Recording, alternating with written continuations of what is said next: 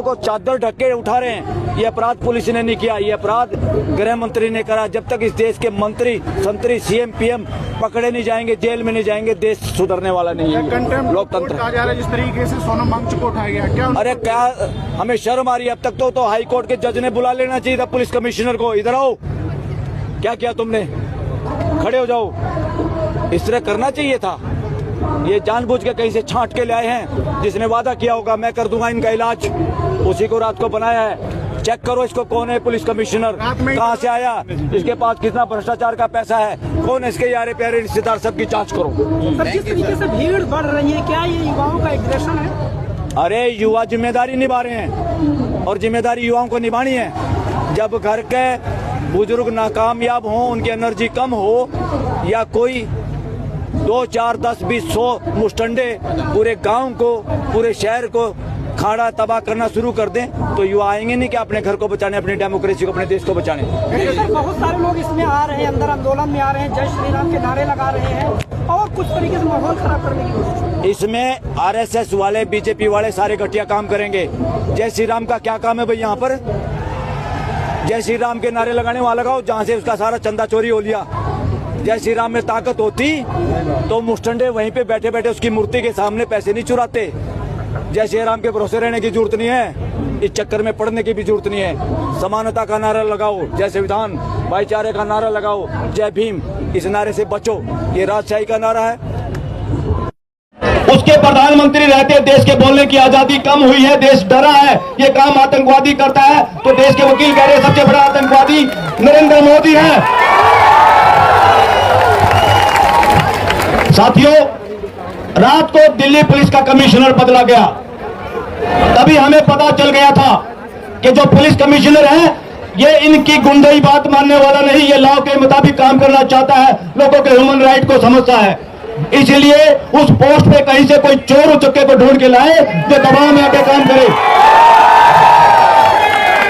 इस देश के संवैधानिक और मेन पदों पे ऐसे लोग बिठाए हुए हैं, जितने ये खुद घटिया है, जितने ये अपराधी है, उसी मानसिकता के लोगों पे इन्होंने हर पद पे, संवैधानिक पदों पे बैठा दिया है। यहां से कानून ये कहता है, इन्होंने न केवल कोर्ट की अवमानना की है, इन्होंने अपराध किया है। अगर हाई कोर्ट और सुप्रीम कोर्ट में जरा सी लज्जा और हिम्मत हो तो इनको पुलिस कमिश्नर को अभी तक गिरफ्तार करना चाहिए था। किस हिम्मत से लाए उठा के? ये गलत है। लॉ एंड ऑर्डर का मतलब ये नहीं है। लॉ एंड ऑर्डर का मतलब है लॉ के मुताबिक काम सुनिश्चित करना पुलिस की ड्यूटी है। और यह लॉ के मुताबिक धरना था, लॉ का कोई वायलेशन नहीं हो रहा था। ये लॉ एंड ऑर्डर की हत्या खुद पुलिस ने की है और पुलिस के कमिश्नर ने अपराध किया है, वो अपराधी है और उस अपराध के पीछे छुपा हुआ गृह मंत्री बदमाश है।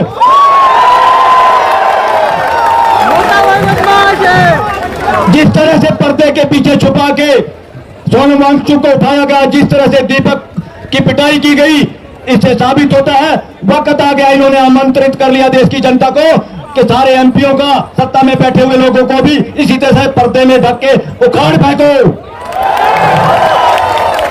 इनका इलाज करना साथियों, इन्होंने जनता को खुद ललकारा है, ये लोगों के मुताबिक कोई काम नहीं कर रहे।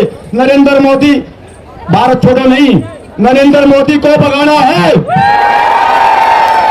पार्लियामेंट के दम पे। अगर पार्लियामेंटेरियन नपुंसक हो, खरीदे हुए हो, बिकाऊ हो, उनके आधार पे इस देश में सरकार कोई बदमाश चला नहीं सकता। इस देश की सरकार चलाने की जिम्मेदारी देश की जनता की है। उसका विश्वास जिसने खोया है वो पार्लियामेंट के बहुमत के साथ भी सरकार नहीं चला सकता। उस बहुमत को जूते इस देश की जनता मार सकती है। और हाई कोर्ट, सुप्रीम कोर्ट को इस मंच से मैं कहना चाहता हूं, अपनी फोरम की तरफ से भी, सुप्रीम कोर्ट लॉयर फोरम की तरफ से, तुम्हारे अंदर जमीर बचा है, तुम अगर संविधान को समझते हो तुरंत आदेश दो, सोनम वांगचुक को वापिस यहाँ मंगाओ। अदरवाइज आज पूरा ये मैं ऐलान करता हूँ, देश समझे कि इस देश की हाई कोर्ट, सुप्रीम कोर्ट वही काम करी है जो नेपाल की हाई कोर्ट, सुप्रीम कोर्ट ने किया था, गद्दारी देश की जनता के साथ। कैसे नींद आ सकती है जजों को?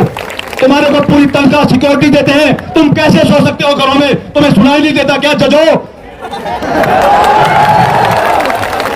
आज के समय में अगर लोगों के फंडामेंटल राइट के लिए high court, supreme court so मोटो एक्शन नहीं लेगी तो हम वकील सबसे आगे होंगे, हाई कोर्ट और सुप्रीम कोर्ट का घेराव करेंगे। और ये करना पड़ेगा। इस तरह के लाचार, बीमार, कमजोर जज नहीं चाहिए देश को। और ये गुंडागर्दी कैसे कर सकते हैं? बहाना बना के हाई कोर्ट का, और हाई कोर्ट पड़ोस में है, उसको सब पता है। दुबके हुए जज, दुबके हुए डर के मारे। इसलिए बार बार हम कहते हैं वकील लोग, अरे डरपोको, छोड़ो नौकरी, इस्तीफा के घर जाओ, देश का पीछा छोड़ो, कमजोर हो। इस देश के युवाओं को देश में भागीदारी करने की बजाय उनकी पढ़ाई छुड़वा दी। तुम एसी में बैठे हो, लोग पसीने में यहां बैठे हैं लोकतंत्र को बचाने के लिए। साथियों, देश का प्रधानमंत्री, गृह मंत्री राष्ट्रीय अपराधी हैं, राष्ट्रीय अपराध में शामिल हैं। देश का प्रधानमंत्री और गृह मंत्री, इनके बारे में पूरा देश कहता है ये आतंकवादी हैं, देशद्रोही हैं, इनको भगाओ। और यहां पर आने का मतलब कोई भाषण देना नहीं, यहां आने का मतलब यह है कि देश के लगभग 99.9% वकील आप लोगों के साथ है, गोदी चमचों को छोड़ के। और 20 तारीख के प्रदर्शन में सबसे पहले हम वकील होंगे अपने काले कोट में, सबसे पहले। और देखेंगे कौन बदमाश मुस्टंडा है, कौन पुलिस से गलत काम करवाता है, कौन लोगों पे लाठीचार्ज करता है। समय आ गया है, अगर प्रधानमंत्री यहां से इज्जत से बुला के अपने घर बुलाता, जो घर प्रधानमंत्री को दिया हुआ है, किसी प्रधानमंत्री के बाप का वो घर नहीं है,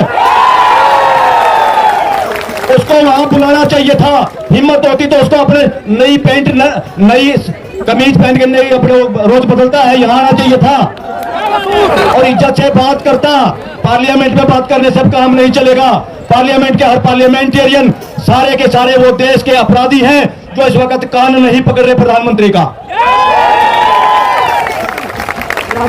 तो यहां आपके साथ कंधे से कंधा मिलाने के लिए, और जो ऑर्गेनाइजर है, हम इन साथियों को कहेंगे जहां वकीलों की ड्यूटी लगाओगे हमें एडवांस में मैसेज कर देना, हम उसी पंक्ति में वैसे ही आपको खड़े मिलेंगे। धन्यवाद।